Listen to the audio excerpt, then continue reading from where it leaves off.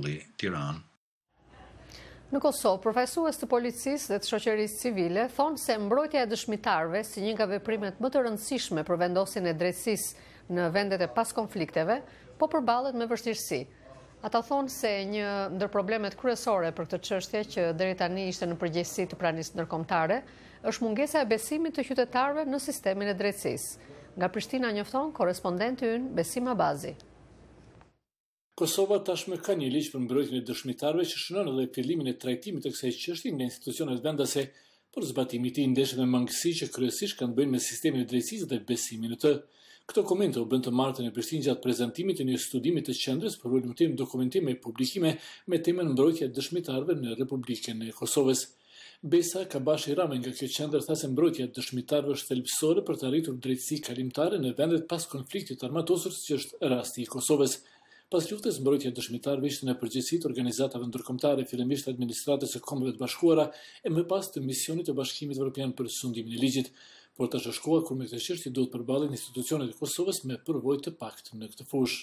Qytetarët e Kosovës ende mendojnë që nuk është sigurt me dëshmu në Kosovë. Përveç kësaj, ata janë të influencuar prej paragjykimeve se nëse dëshmoni je tradhtar, sidomos nëse ka të bëjë me krime të luftës, i frikëgohen shumë hakmarrjes dhe ekziston një mosbesueshmëri e madhe në institucionet e Kosovës, që është e keq informuar, me qenë se institucionet e Kosovës në fakt ende s'kan dështuar në mbrojtjen e dëshmitarëve, duke qenë se ende s'kan pas mandat për të mbrojtur një dëshmitar. Drejtori i Drejtorisë për mbrojtjen e dëshmitarëve në Policinë e Kosovës, Skënder Rahmani, tha se Kosova ka mundësi të ofrojë mbrojtje për dëshmitarët, ndonse aktualisht nuk ka të tillë në përgjegjësinë e institucioneve vendase.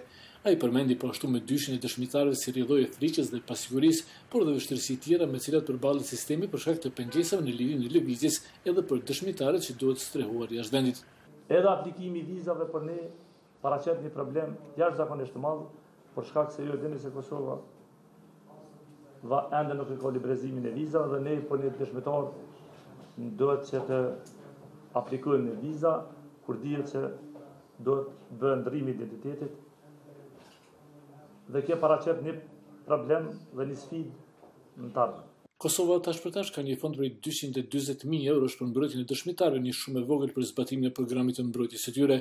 Frika e dëshmitarëve, mungesa e mbrojtjes së duhur, mungesa e besimit në gjykatat e Kosovës janë përmendur si një nga shkaqet që quhen në vendimin e komunitetit ndërkombëtar që të kërkojnë nga Kosova themelimin e një gjykate të posaçme që do të trajtojë pretendimet për krime lufte.